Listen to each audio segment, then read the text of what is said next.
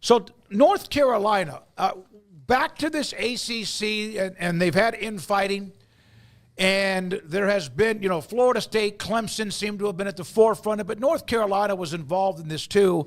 So there's a story that comes out, I guess, in the last day or two about North Carolina had a code word for what they wanted to do to kind of get out of the ACC and their commitment with that conference. A code word?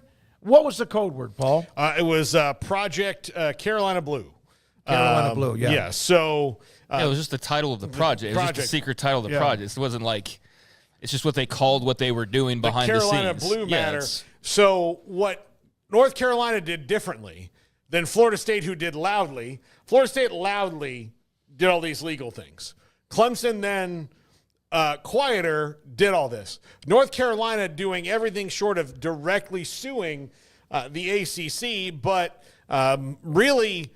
If you just took if you took the names off of these, transcripts of which school you're hearing, North Carolina has the same complaints that Florida State and Clemson did.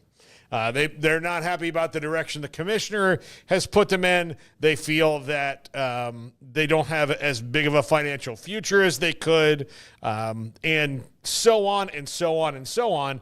But they did it a little bit smarter in that they didn't directly sue it, but they paying attorneys to look into all this, and it took Matt Baker and Freedom of Information Act to get through and find out what they were doing. So now we kind of know what North Carolina's position really is, outside of it being wildly speculated about over the last year. So really, it doesn't do anything. The ACC, doesn't change anything right now. It's just now we know how they really feel. Okay. All right. Craig, anything? Well, yeah, it's an interesting story. Matt Baker did a good job with it. The Code Blue is what they were working on, and they uncovered what it was, which was them working on realignment and trying to find their way out of the ACC. And so that's what Code Blue was, and that's part of what he uncovered. Nothing bigger, more nefarious than that. And it was a result of all these documents that were showing hundreds of thousands of dollars in legal bills over the course of a couple of years, and that's what Code Blue was, or Carolina Blue. You got me saying it's Carolina Blue. We got to get that right, guys. And so it was basically their look behind, the walls of North Carolina's influential people who would have a say in this or want to push a certain way. It was them doing their due diligence and their work to try and figure out what's best for North Carolina moving forward.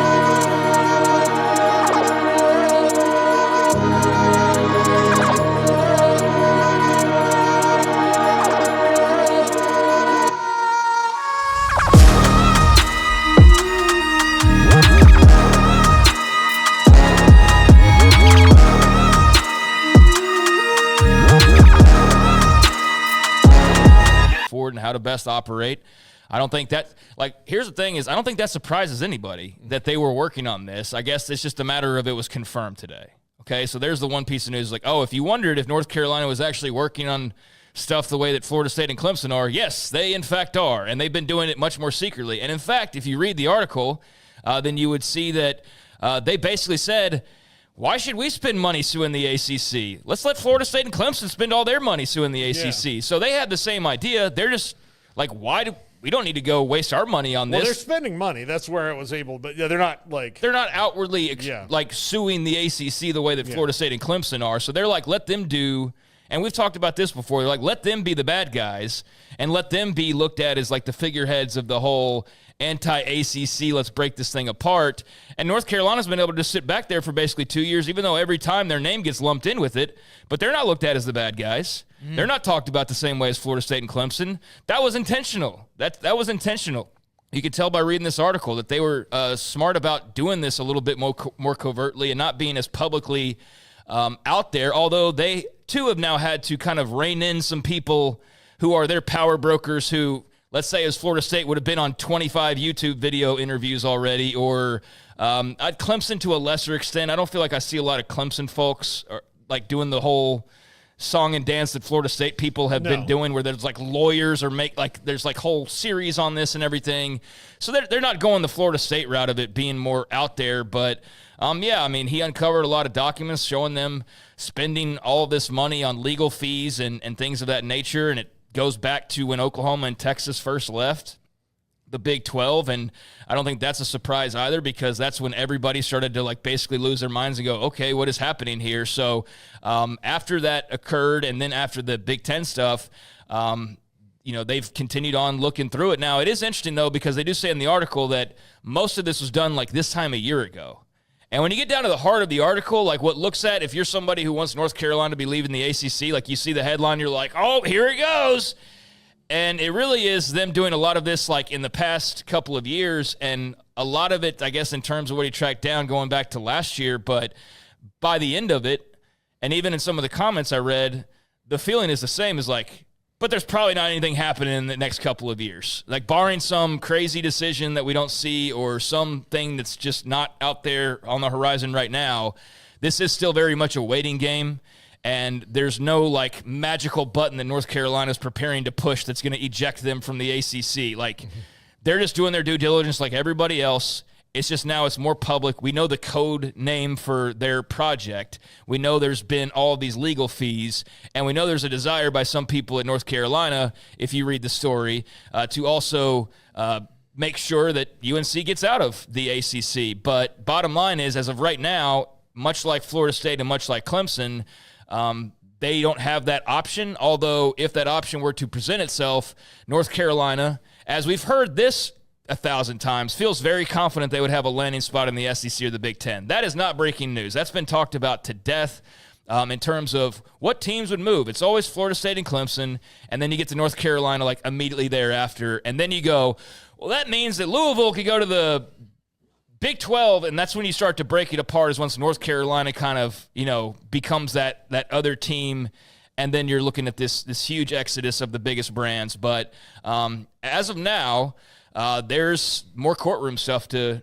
work its way through the system, and North Carolina doesn't have an off-ramp, much like Florida State and Clemson. So they continue to look for, the best options for them moving forward, and see how these lawsuits play out. But yeah, North Carolina, not surprisingly, is one of those schools looking to follow Florida State and Clemson if at all possible. So if that's of note to you, then that's of note.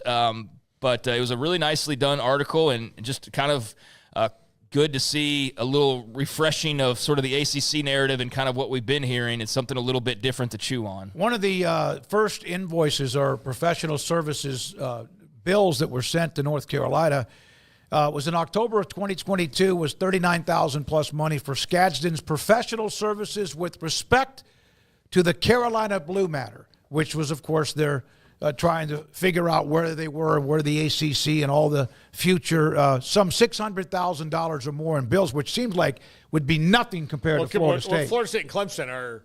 I saw. Well, it's in the millions now. Yeah. North Carolina's is in the millions. I saw one of the attorneys, David McKenzie, who posts on this quite a bit, said like they're getting FSU and Clemson are getting taken to the cleaners on what is simply a contract dispute case. Like it's just how much they're paying, in his opinion. And let's not forget about what's happened in the timeline of this. In the timeline of all this lawsuits going on and North Carolina preparing, they're kind of behind the scenes. Whatever happens, ESPN.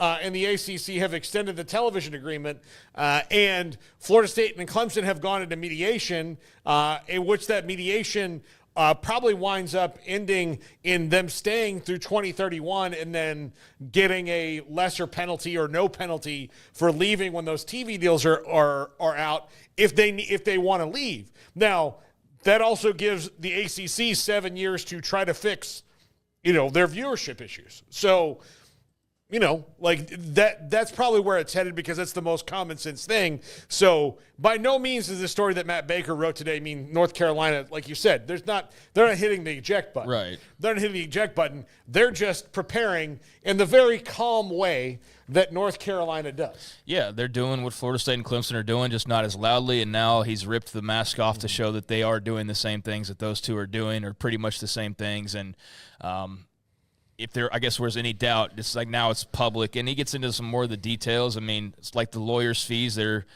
at this point in the millions because it's been going on for a couple years, and sort of the timeline, like everybody else got thrown into a tizzy with Oklahoma and Texas. Mm-hmm. Like that was an asteroid that no one saw coming. And then that led to the Big Ten, and that led to everybody running around with their heads cut off. But there was a couple of parts that were interesting. Like they've got their own guys who are all like, we got to worry about North Carolina's, future and the finances in the future and how much money we're making that we don't fall behind. So that's not any different than any other school that's in a similar position, or really any school in America right now who's like trying to keep up as best as they can. But there was a couple of interesting parts. One of those was trying to downplay. That was John Pryor, their chairman of the Board of Trustees. He was trying to downplay people talking about the figure that it would take to get out of the ACC, which is, arguably somewhere around like 9 figures, and he wanted them to like not mention that because it doesn't sound great, right? Like you're trying to like drum up, this talk about leaving and doing whatever you're trying to do, but then all of a sudden you go like, hey, what would it take? Well, maybe $700 million. Oof. Yeah, and then public perception-wise, it doesn't look that good, so he's kind of downplaying that. But they've had some issues where they kind of had to corral the, some of their folks who are very much trying to spearhead the realignment efforts and keep them in whatever top tier there is. So I don't think that's any different from a lot of other places either.